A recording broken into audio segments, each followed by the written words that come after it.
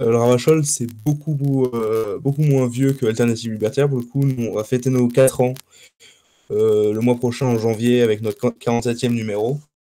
Et nous, on n'est pas le numéro d'une organisation politique, mais on est un journal à la base quand même très local, locatif de Blois dans le Loir-et-Cher, où on s'est d'abord retrouvé entre copains et copines pour monter un journal, et ensuite qui a pris une proportion un peu plus nationale, puisqu'on a on a des camarades qui écrivent un peu partout en France. Et on essaie de le distribuer un peu partout aussi, mais par abonnement, et on participe aussi en vente, en faisant de la vente à la criée sur les marchés blésois tous les samedis. Voilà. Ça marche. Merci beaucoup pour toutes ces petites présentations. On se retrouve pour quelques questions. Après un petit intermède musical, vous allez écouter Lovely Swindler d'Amria.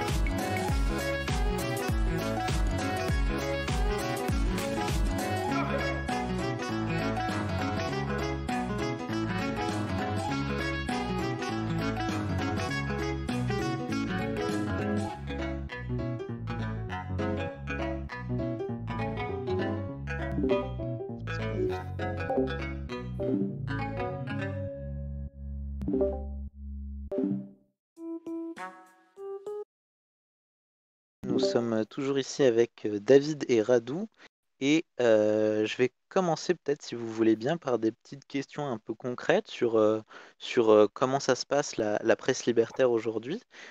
Du coup, par exemple, comment est-ce que ça fonctionne? C'est quoi le fonctionnement interne d'une rédaction libertaire aujourd'hui? Est-ce qu'on a coupé la tête à tous les rédac chefs? Je te laisse commencer, Radou, si tu veux. Je vais juste prendre le cas du Ravachol, puisque je ne connais pas du coup les autres journaux. En l'occurrence, après, chez nous, du coup, on a plusieurs camarades du coup qui se chargent du coup d'écrire des articles, faire des dessins et aussi de la mise en page. Et chacun en fait décide du sujet qu'il veut traiter. On essaie juste de s'organiser pour que tout, on puisse faire rentrer tout le monde. Et si on peut pas faire rentrer tout le monde, du coup, quel article on décale pour le mois prochain ou qu'on annule. Ça se passe plutôt bien. Disons que c'est comme quoi un rédacteur en chef n'est pas forcément utile.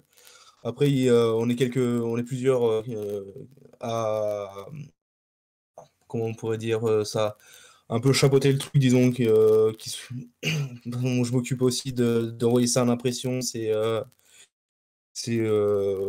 a des camarades qui n'écrivent pas aussi, mais qui sont à des postes entre guillemets fixes, comme nos deux correcteurs et correctrices, qui, euh, qui n'écrivent pas, mais qui se chargent du coup de relire le journal.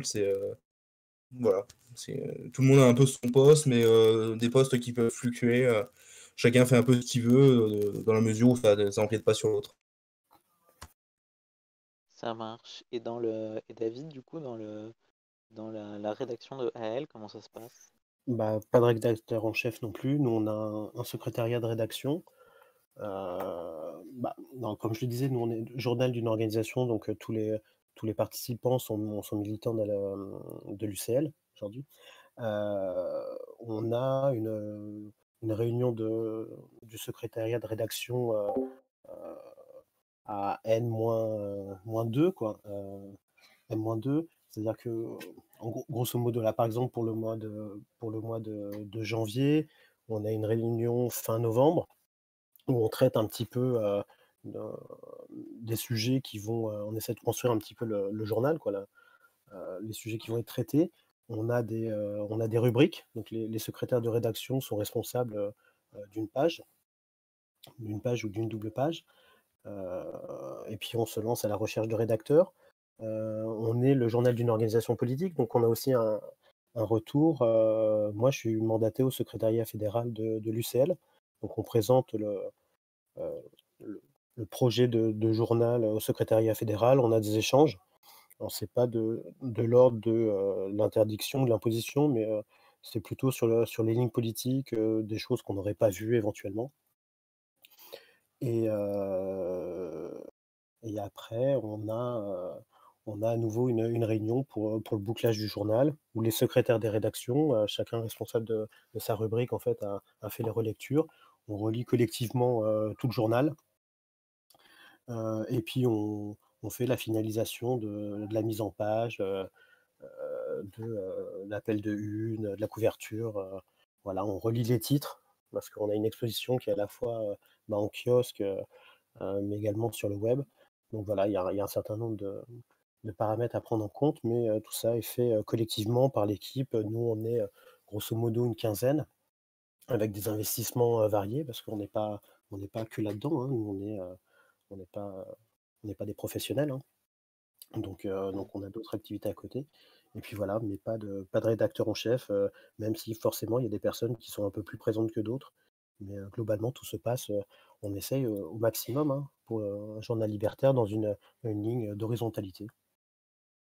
Ça marche. Et ben du coup super. Ben, vous avez même un peu anticipé ma question d'après. Et du coup, enfin, qui concerne un petit peu euh, la diffusion de vos différents hebdomadaires.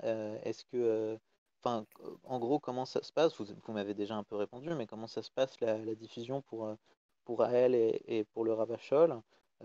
Voilà, on sait que les gros organes de presse maintenant, ils font beaucoup de numérique. C'est quoi la politique de AL et du Ravachol vis-à-vis de ça? Et globalement, comment ça marche la diffusion? Je te laisse commencer, David. Ouais, alors, bah, nous, on a fait le choix, en 2001 d'avoir une présence dans les kiosques. À l'époque, il y avait beaucoup plus de presse, alternative, d'extrême gauche, ou libertaire qui était présente. Aujourd'hui, bah, ça l'est beaucoup moins, pour diverses raisons, hein. Nous, aujourd'hui, on essaye de maintenir, cette présence dans les kiosques parce que l'objectif d'une organisation politique telle que la nôtre, c'est aussi d'avoir une visibilité. Heu, on ne veut pas être dans un happy few, libertaire, et qui serait coupé du reste du monde. Mmh. C'est pas notre vision. Donc, une présence dans les kiosques, c'est important, mais aussi une vente sur les marchés, une vente, dans les manifs et puis, par abonnement et puis après le journal est disponible, sur internet, le mois suivant. Heu, voilà, c'est un choix qui coûte un petit peu parce que, ça coûte aussi d'avoir une présence, dans les kiosques. On n'a pas forcément des ventes qui nous permettent de dégager des bénéfices de toute façon, mais voilà, c'est un choix politique d'être présent, sur l'ensemble du territoire au maximum pour avoir une exposition, qui pour nous, nous semble essentielle. Mmh. OK, OK. Et qu'est-ce qu'il en est du Ravachol, Radou? Du coup, nous, on fonctionne sur plusieurs moyens pour la distribution. Tous les samedis, du coup, je le disais, on fait une vente sur le marché à Blois. On aimerait en faire dans d'autres villes, mais on n'en a pas forcément les forces numériques. On propose également des abonnements un peu partout. Donc là aussi, en fait, une grosse partie des effectifs partent dans les abonnements, ce qui nous aide beaucoup. Et enfin, on a aussi quelques librairies libertaires ou alors du moins bien ancrées à gauche qui nous vendent aussi dans leur librairie. Je pense notamment à La Brèche et la librairie du monde de la Fédération anarchiste aussi, dont j'ai plus le nom, Publico. Publico. Qui nous... Publico. Donc ça nous permet aussi d'avoir des petits points par-ci par-là. De nous faire voir aussi un petit peu. Ça nous rapporte pas du tout d'argent, mais donc c'est toujours gratifiant de voir que le journal est vendu ailleurs que dans notre petit département. Ouais, OK, OK.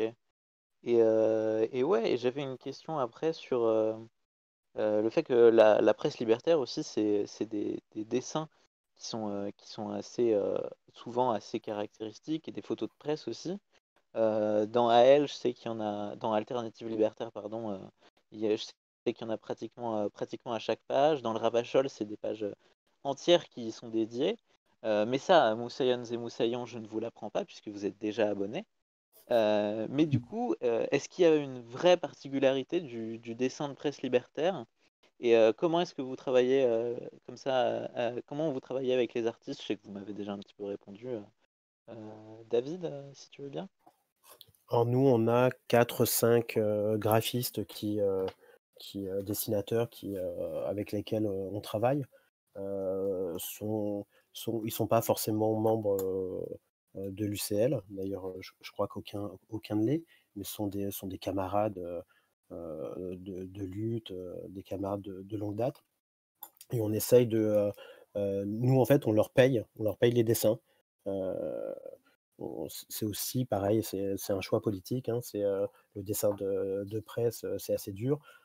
Quand on est, à gauche de la gauche, c'est encore plus difficile donc nous, on fait ce choix de faire illustrer, en gros, en une, un journal sur 2 à peu près, j'ai pas les chiffres mais grosso modo, c'est ça, quoi et puis, de commander, chaque mois plusieurs dessins, à des dessinateurs. Et puis après les photos, soit ce sont des photos d'illustration libres de droit, ou des photos qui sont prises par des militants, de l'UCL, on en a certains qui sont photographes, plus ou moins, professionnels et on chope lors des divers, rassemblements, manifs, mouvements, dans lesquels on est présent. Ça marche. Et pour le Ravachol, Rado? Bah, disons on cherche à se poser dans un héritage vraiment du journal satirique et du journal libertaire. Donc ça nous semblait vraiment très important d'avoir du dessin au sein de nos colonnes. Du coup, c'est pour ça que toutes les couvertures sont faites par des dessinateurs et dessinatrices, et on retrouve plusieurs pages de dessin dans le journal. C'est des camarades qui contribuent du coup à ces dessins, et c'est en général, il y a plusieurs moyens. Des fois, c'est des articles à illustrer, du coup, et il y en a un qui va dire bah, moi je suis chaud pour illustrer ça, du coup, voilà. Ou alors la couverture, sauf quelques exceptions, c'est toujours la même camarade qui l'a fait, parce qu'elle aime bien faire les couvertures, et du coup, c'est un travail qui demande beaucoup de temps, parce que c'est assez conséquent. Du coup, elle kiffe ça, du coup, voilà. On aimerait beaucoup payer du coup les dessinateurs comme le fait Alternative Libertaire, on n'en a pas du tout les moyens. Le journal il est vendu à 1 euro, du coup ça nous permet seulement de rembourser les frais d'impression d'un journal à l'autre. Mais on aimerait beaucoup pouvoir rémunérer du coup les dessinateurs et les dessinatrices qui occupent une part importante quand même dans le journal. Et après aussi, on a Fred Sochard, qui est un dessinateur qu'on aime beaucoup, qui nous donne quelques-uns de ses dessins tous les mois. Donc, on en remercie aussi beaucoup pour ça. Super. Et, ben justement, tu m'en as un peu parlé. Pardon. Pas de souci. Euh, Tu nous en as un petit peu parlé juste avant, Radou, sur l'héritage du journal satirique, mais on sait que la presse libertaire, c'est aussi une histoire très forte. C'est des grands noms comme le Père Pénard, comme l'Anarchie, et c'est souvent un ton assez satirique et irrévérencieux. Et c'est aussi un média qui a fédéré des groupes anarchistes à une époque où ceci était juste quelques groupes éclatés, je pense à la fin du 19e ou au début du 20e siècle. Comment est-ce que vous appréhendez cette histoire? Et est-ce que vous vous revendiquez comme une espèce d'héritage de cette histoire? Radou, si tu veux bien commencer. Je sais que nous, à Ravachol, oui, on se réclame vraiment de cet héritage de la presse libertaire et d'extrême gauche, même, je dirais plus largement. Parce que c'est un média qui est important. Et pour mobiliser les travailleurs et les travailleuses, il faut prendre en main directement, je pense, l'outil d'information. Et du coup, je pense que c'est pour ça que le journal et aujourd'hui, en fait, les médias de manière générale ont été aussi investis par les militants libertaires et plus largement de gauche. Après, je pense que oui, il y a aussi le côté satirique qui nous tient à cœur, parce que on veut pas avoir la prétention de proposer quelque chose de trop sérieux, étant donné qu'on n'est pas du tout professionnel, et que c'est aussi intéressant de pouvoir rigoler, trouver un côté côté satirique en fait dans un journal. Ça marche, ça marche. Et qu'en est-il de AL, du coup, David? Alors, nous, on s'inscrit clairement pas dans cette lignée satirique, parce qu'on est plus un journal d'organisation, mais qui a aussi existé dans l'histoire de la presse libertaire et anarchiste. Donc nous, on est plutôt le reflet de l'état de la participation de l'organisation dans un certain nombre de luttes, et on essaie aussi de participer au débat d'idées. Heu on est plutôt dans cette veine-là, non pas que à titre personnel, pour moi, par exemple, ça soit pas quelque chose de chouette, ce que font les camarades du Ravachol. On a fait un autre choix, voilà. Donc ce qui des fois manque dans certains articles sans doute, un petit côté un peu plus second degré. C'est vrai que sur ce point de vue-là, on est un petit peu plus, on est un petit peu plus sérieux, sans se départir d'une vraie inscription par contre dans une presse libertaire, que ça soit les journaux de la fin du 19e qui ont été édités par un certain nombre d'organisations qui se revendiquent du mouvement anarchiste. Mais on n'est pas inscrit dans cette veine satirique, malgré quelques dessins de presse qu'on a par-ci par-là dans le journal. Ouais, bien sûr. Même si, corrige-moi si je me trompe, Radou, mais il me semble aussi que dans le Ravachol, c'est pas que de la satire, il y a aussi des articles très sérieux et informatifs. Oui, oui, t'as totalement raison. On fait pas que de la satire, mais disons que je sais pas si c'est toujours très présent, mais dans l'ADN de base, c'était quelque chose de très important. C'est qu'aujourd'hui, on se tend plus vers un truc moins satirique, moins second degré, tout en gardant dans certains articles. Mais ça va plutôt être le créneau de certains rédacteurs et rédactrices, et pas de toutes et tous. Très bien, très bien.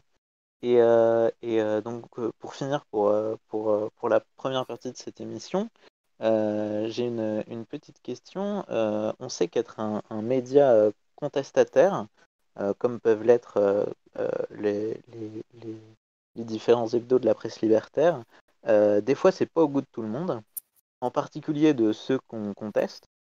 Et il n'y a qu'à voir, par exemple, la quantité de procès qu'a eu Mediapart aux fesses, pour ne citer que. Mais est-ce que ça vous est déjà arrivé, ce genre de problème? Est-ce que vous prémunissez de ce genre de truc? Radou, si tu veux bien commencer. Moi, je pense qu'au Ravachol, on n'est pas assez important pour être perçu par une menace par quiconque. Du coup, c'est vrai que on a reçu aucune plainte jusqu'à maintenant et je pense que ça devrait pas changer avant très longtemps. Par contre, on a reçu quelques menaces de la part encore récemment, de militants de la République souveraine, l'organisation d'extrême droite dissidents de la France insoumise. On a reçu quelques menaces et par contre, on a un de nos camarades rédacteurs qui, lui, a eu une plainte déposée, notamment pour un tweet qui ne lui est pas revenu, mais qui revient au Ravachol. Donc Mais après, je pense pas qu'on soit assez important pour représenter une menace pour quiconque. Ok. Et pour ce qui est de AL, du coup, David? Alors, moi, j'ai en mémoire, mais c'était plutôt une question de droit d'auteur sur une image, voilà, qui nous a été faite. Sinon, même chose que pour le Ravachol, on n'est pas suffisamment important pour représenter une menace. Le jour où, dans la revue de presse, je ne sais pas, d'Europe 1 ou de RTL, ils parleront d'alternatives libertaires, ce sera peut-être autrement. Après, effectivement, on fait attention dans la rédaction à la manière dont on écrit les choses pour pas tomber sous le coup de la diffamation ou de l'injure. Voilà. Mais ça va pas plus loin que ça, quoi. On n'a pas, Mm. on n'a pas aujourd'hui de procès de ce point de vue-là. Après, des menaces, on en reçoit, voilà, puisqu'on est une organisation politique publique, hein, on a une adresse mail, une adresse courrier, donc on reçoit des menaces. Voilà, c'est arrivé. Comme tout militant politique d'extrême gauche libertaire, il y a des gens qui nous aiment pas et qui nous le font savoir. D'accord, d'accord. Merci pour vos réponses.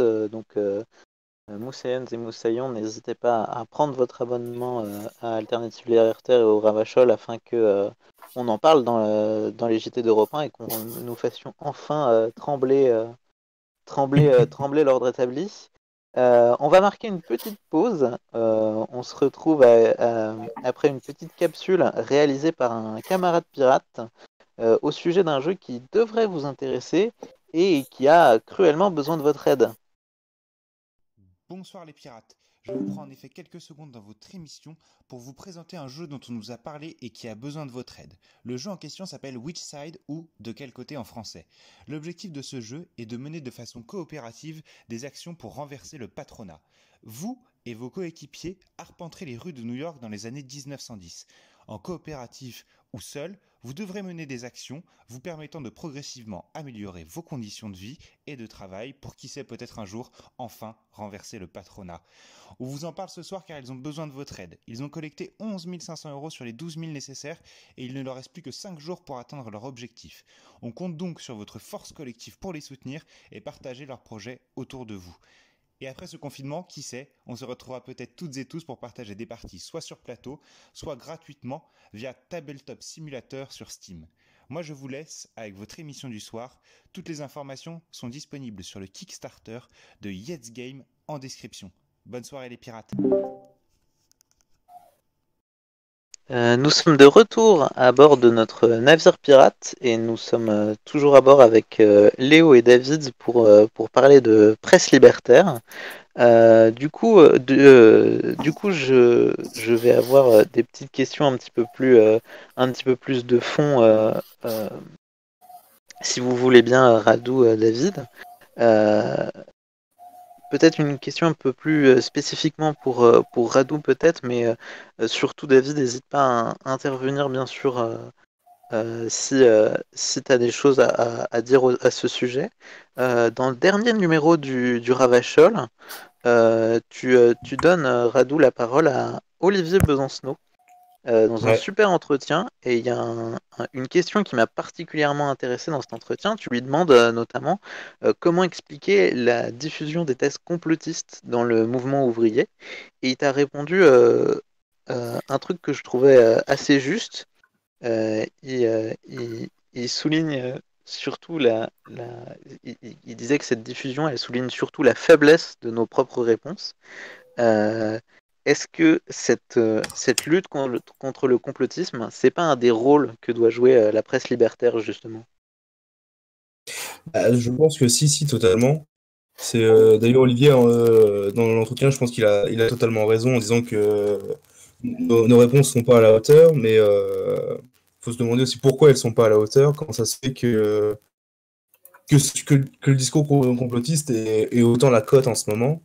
Je pense que d'un côté, au sein des militants anarchisants, et pas, je dis bien anarchisants, mais pas anarchistes, il y a, il y a une façon, il y a une forme de céder en fait à ce complotisme assez récurrent et qui est très dommage puisque c'est pas ça le problème, c'est souvent ça tombe dans l'antisémitisme, ce genre de conneries et c'est vraiment dommage quoi, puisque ça c'est totalement se détourner de qui sont les vrais responsables.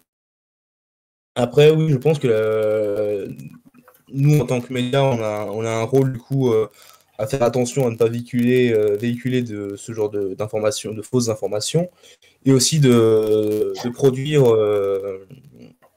du matériel, de l'information contre ce genre de conspiration et compagnie.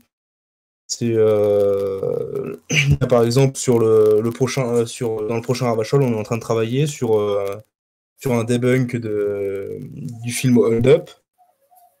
Et c'est vrai que c'est essayer de reprendre point par point en fait en quoi c'est une immense connerie. Et essayer aussi en poussant la réflexion pourquoi ces réponses qui semblent plus faciles, elles sont plus écoutées qu'une analyse disons matérialiste de la situation. Ah là, bah, vous avez vu comment on a des exclus ici à Radio Pirate. Vous avez vraiment bien fait de venir ce soir. Euh, et du coup, David, est-ce que tu aurais quelque chose à rajouter sur ce rôle que pourrait jouer la presse libertaire dans la lutte contre le complotisme? Bah, complètement d'accord avec ce que dit Radou, quoi. C'est un manque de culture politique et puis d'ancrage aussi dans ce que nous on va appeler la lutte des classes. Hein. on a une lecture politique totalement, justement, qui ne l'est plus. Du coup, j'attends le papier sur Hold Up. C'est vrai que c'est un gros boulet, quoi. Nous, on avait déjà publié en 2009, je vais faire un peu de pub pour le journal, Allez. un dossier sur le, sur le conspirationnisme. Et on a un article qui est l'un des plus vus en ligne, qui était un article très court, que répondre à un ami en train de basculer, avec des petits trucs très, très brefs, mais qui représentent bien la difficulté qu'on a parfois de soutenir un discours qui est passé, qui a basculé un petit peu de l'autre côté. Après, sur Hold Up, on voit bien, on nous promet la révélation d'un complot mondial, international, peut-être même intergalactique. Et puis finalement, on nous propose quoi comme alternative à la fin? De soutenir le documentaire. Juste là, tu vois qu'il y a quand même un décalage. Si tu as encore un minimum de jugeote, on voit bien que les choses ne se tiennent pas. Donc on a besoin, oui, de faire ce qu'on fait tous les mois, ce que fait le Ravachol, ce que fait Alternative Libertaire, ce que font d'autres, c'est-à-dire d'informer, donner des clés de lecture sur le monde social, et puis pour nous, des clés de lecture qui sont celles de la lutte des classes, entre autres, et pas d'une lecture complètement ésotérique. Voilà. Si on parle des hôpitaux publics, de la faiblesse des hôpitaux publics, de leurs difficultés dans la crise, il y a quand même des causes qui sont structurelles, qui sont politiques par derrière. Voilà, il n'y a pas, y a pas à s'en étonner de notre côté, et on a besoin de faire de la propagande, de faire de l'éducation populaire, faut reprendre ça. C'est ce que font modestement nos journaux, quoi. Ok. Et ben, pardon, tu avais quelque chose à rajouter, Radou? Non, je suis totalement d'accord avec ce que dit mon camarade. Ça marche, pardon. J'ai cru que tu voulais prendre la parole. Ouais, et ben j'irai lire cet article en ligne que j'ai pas encore vu et ça manque. Et du coup, il y a un autre aspect peut-être de la presse libertaire dont je voulais parler avec vous. Euh, on sait que l'intérêt pour l'actualité à l'international, elle diminue à mesure qu'on s'éloigne de notre pays. Et dans vos mensuels respectifs, on voit qu'il y a une grande part qui est faite aux infos internationales. Il y a même une rubrique entière qui est destinée dans chaque numéro d'AL, par exemple. Est-ce qu'il n'y a pas là aussi une particularité de la presse libertaire vis-à-vis du traitement de ce genre d'informations? David, si tu veux bien commencer. Bah, Nous, de toute façon, en tant que libertaires, on est internationaliste. Donc c'est quelque chose qui nous paraît évident. On va pas faire notre révolution dans notre petit coin sans se soucier de ce qui se passe ailleurs. Euh, Notre organisation, l'UCL, appartient à un réseau anarchismo, donc on est en lien, je veux dire, naturellement, avec des organisations dans d'autres pays d'Europe, en Amérique du Nord, en Afrique, en Asie, en Amérique du Sud. Et du coup, des liens secrets, des camarades qui voyagent. On accueille des camarades. Je sais que par exemple, au printemps prochain, il y a une tournée de camarades zapatistes qui viennent en Europe et notamment en France. Voilà, c'est quelque chose qui est essentiel. Nous, on a 2 pages dans notre journal, donc 2 pages sur 20, c'est un dixième. C'est pas tant que ça, mais qui est sur l'actualité internationale, et c'est quelque chose qu'on ne veut pas voir disparaître. Mais je pense que c'est une caractéristique des organisations libertaires d'extrême gauche, sans doute, mais libertaires en tout cas, d'avoir une appétence pour, pour l'international, pour ce qui se passe à côté, pour les autres expériences. On s'enrichit, on se nourrit aussi des expériences des camarades dans les différents endroits du globe, quoi. D'accord, d'accord. Et du coup, pour ce qui est du Ravachol, Rado? Je suis totalement d'accord avec ce qu'il vient d'être dit. En tant que militant internationaliste, il faut qu'on accorde une importance à ce qui se passe en fait ailleurs aussi. Et se renseigner aussi sur les initiatives, sur les mouvements sociaux qui ont lieu partout dans le monde, en fait. Parce que, en tant que militant internationaliste, on croit à une révolution internationale pour le coup. Et se limiter à ce qui se passe en France, c'est dommage parce que du coup, ça nous prive de beaucoup de chouettes mouvements sociaux qui se passent ailleurs. C'est vrai que ce qui se passe au Mexique, dans toute l'Amérique latine, ce qui se passe dans les pays d'Europe de l'Est, notamment avec les mouvements féministes actuellement pour le droit à l'IVG, c'est des trucs dont il faut parler, et, même aussi quand c'est c'est négatif, notamment quand il s'agit d'un pays qui recule sur les avancées sociales des femmes ou des personnes LGBT. C'est dramatique et je pense qu'il faut en parler.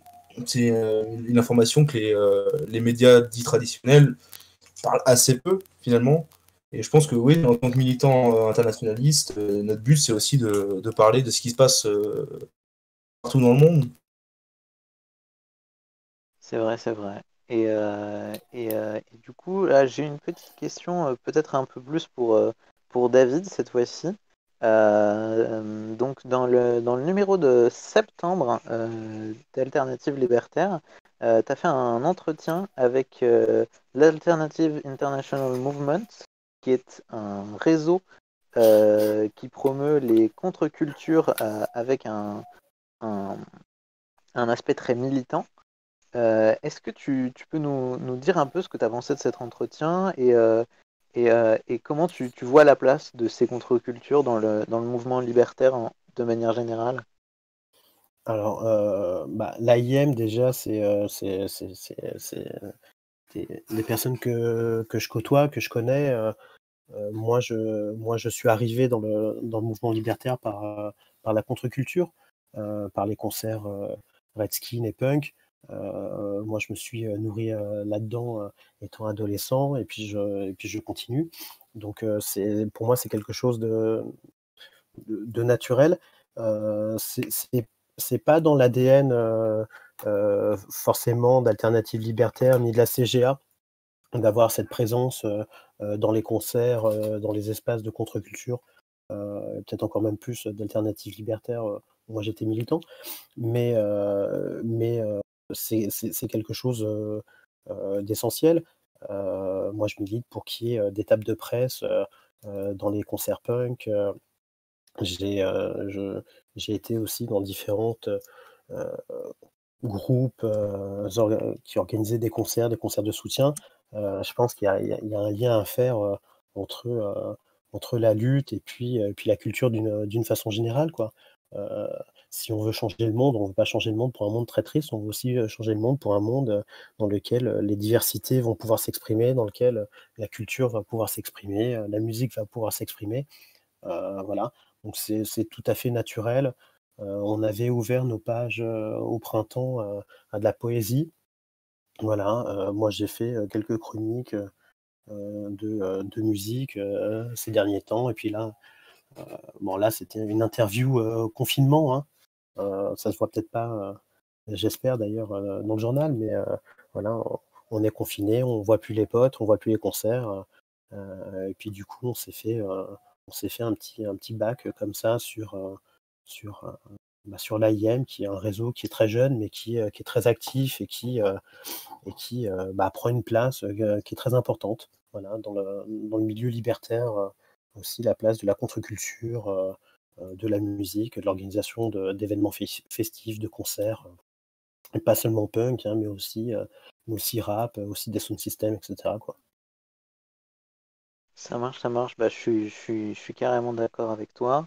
Et d'ailleurs, ici aussi sur Radio Pirate, on a parlé poésie il y a quelques semaines. On a parlé poésie noire et poésie des Sud. On a notamment reçu Kiemise, qui est qui a publié un recueil de poèmes qui est super. N'hésitez pas à aller checker ça et à voir à aller écouter notre podcast sur notre Aosha. Et du coup, j'ai une dernière petite question peut-être pour finir. Un des trucs qui me plaît beaucoup dans vos mensuels respectifs, c'est qu'il y a une vraie dimension convergence des luttes, je dirais. Dans Alternative Libertaire, il y a des rubriques syndicalisme, antipatriarcat, antiracisme, écologie. Dans le Ravachol aussi, il y a une grande diversité de sujets abordés et de sujets de lutte. J'ai adoré notamment l'article à titre personnel, souvenons-nous de nos aînés trans dans le numéro de novembre, euh, qui a été écrit par Alice. Euh, Est-ce que cette intersectionnalité, c'est dur à dire, dans les sujets abordés, c'est pas aussi un des points forts justement de la presse libertaire, si tu veux bien nous en toucher deux mots, Radu? Oui, tu as totalement raison. C'est absolument essentiel d'en parler.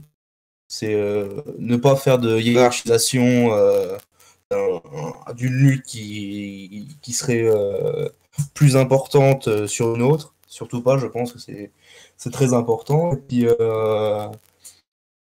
c'est vrai que je sais qu'Alternative Libertaire, c'est beaucoup fait, et ce qu'on essaie aussi de faire au Ravachol, c'est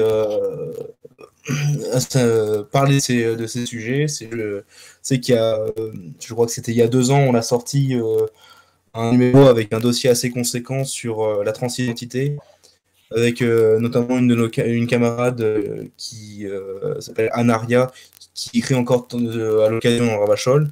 Et on était très content de ce dossier. On a beaucoup travaillé dessus. Ça a pris pas mal de temps pour le faire. On l'a fait relire, et on a fait aussi intervenir beaucoup de personnes concernées. Et c'est vrai qu'on aimerait faire plus souvent ce genre de dossier aussi sur les thématiques, sur d'autres thématiques. Mais c'est des dossiers qui prennent beaucoup de temps et qui demandent aussi avoir beaucoup de contacts, ce genre de choses. Donc c'est quelque chose qu'on fait rarement, mais c'est quelque chose qu'on voudrait généraliser, essayer d'en faire au moins 2 par an. Comme on fait des dossiers plus historiques, mais les faire vraiment sur des sujets sociaux, ça nous intéresserait beaucoup. Ça marche, ça marche. Et David, du coup, sur cette intersectionnalité justement au sein d'Alternative Libertaire? Bah, je pense que c'est quelque chose qui est totalement acquis maintenant, enfin nous dans notre organisation. On est des militants du déclassement, on est des militants libertaires, donc on est aussi contre toutes les dominations. Et donc les dominations sexistes, les dominations de genre font partie des luttes qui sont aujourd'hui importantes et dans lesquelles les libertaires sont inscrits. Donc les camarades de l'UCL sont inscrits et du coup on en fait état dans nos écrits d'une façon totalement naturelle. On ne pourrait pas imaginer un journal, je ne veux pas dire du mal de camarades, mais façon lutte ouvrière, quoi, uniquement centré sur les entreprises avec l'objectif ultime, c'est la lutte des classes qui abolirait tout du jour au lendemain. Non, il y a aussi d'autres luttes à mener qui sont à côté, qui sont importantes et on se nourrit, on s'enrichit de ces diverses luttes. Heu, Après, oui, on a des pages antifascistes, on a des pages antipatriarcat et on a des pages syndicalistes. Voilà, tout ça tient ensemble et tout ça fait que ça fait un édifice qui permet de parler au plus grand nombre et je ne vais pas dire de laisser aucun champ non touché, mais on essaye, au maximum, d'être présent et d'être le reflet aussi, de l'investissement, des camarades dans différentes luttes et voilà, si on est libertaire, on est contre toutes les oppressions donc on essaye d'avoir un pied dedans, on essaye d'avoir, une vision, de ces luttes-là, on essaye, qu'elles nous nourrissent et pour aller toujours plus loin, quoi, dans des constructions, de toutes les oppressions qui, heu, qui sont ici présentes. Ouais, ouais, ouais, carrément, carrément. Et bah du coup, très chers camarades Moussaïens et Moussaillons, très chers pirates, On arrive tout doucement vers la fin de cette émission. Mais avant, est-ce qu'on finirait pas par un peu de promo? Si on veut acheter un abonnement à Alternative Libertaire, si on veut acheter les Alternatives Libertaires ou si on veut s'abonner au Ravachol, par exemple, pour son grand-oncle raciste pour Noël, comme cadeau par exemple, comment on fait? Radou, si tu veux bien. C'est assez simple. C'est l'abonnement. On propose 3 formules d'abonnement. On propose une formule à 5 euros pour l'abonnement en ligne, ensuite à 15 et 25 euros pour les numéros papier pour 6 mois ou 1 an. Et je pense que ça fait toujours plaisir d'offrir un beau cadeau comme ça à des gens qu'on apprécie. Et ça fait encore plus plaisir à des gens qu'on n'apprécie pas. C'est vrai. Et comment on fait pour AL, David? Bah, de la même façon, on a une formule d'abonnement pour recevoir le journal papier qui sera livré dans un plastique opaque. Donc, vos voisins, vos parents et le grand-oncle raciste ne sauront pas ce que vous recevez, avec une formule à 22 € pour 1 an, 16 € pour les chômeurs et précaires. Voilà, et puis on nous trouve en kiosque 3 € tous les mois, 4 € pour le numéro de juillet-août, qui est souvent un numéro spécial enrichi de, de quelques pages supplémentaires, souvent d'histoire, quoi. Ça marche. Eh ben, on vous mettra Moussaïens et Moussaillons, les liens pour souscrire à ces abonnements dès qu'on pourra sur un petit fil Twitter. Et en attendant, eh ben, nous sommes en train d'accoster tout doucement. C'est la fin de cette émission. Merci beaucoup à nos invités d'avoir accepté de revenir et de répondre à nos quelques questions. Merci beaucoup à toi, Radou. Merci beaucoup à toi et puis ainsi qu'à Radio Pirate de nous avoir invités.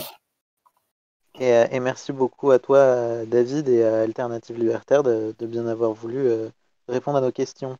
Bah, merci à toi, merci à tous les pirates. Et on remercie aussi, bien sûr, Elvire à la technique. Et Merci. on remercie aussi la modération. Mais avant d'accoster, nous écoutons un petit peu de musique. Et juste avant ça, on va écouter une capsule sur la santé mentale. À bientôt, chers pirates. Salut. Coincée entre un climat social anxiogène et les contraintes imposées par la crise sanitaire, la santé mentale en prend un coup. Dans ces moments particulièrement difficiles, il est important de ne pas rester seul, avec ses angoisses, ses doutes et des idées noires. Si vous vous sentez isolé et coupé de tout, des lignes d'écoute anonymes et gratuites proposent un accueil téléphonique 24 heures sur 24. En France, vous pouvez contacter SOS Amitié au 09 72 39 40 50. En Belgique, Téléaccueil est joignable au 107. Et en Suisse, pour la main tendue, appelez le 143. Ces lignes d'écoute proposent également une messagerie, ainsi que des permanences de messagerie instantanée via leur site internet. Pour la France, cherchez SOS Amitié. En Belgique, Téléaccueil. Et en Suisse, la main tendue.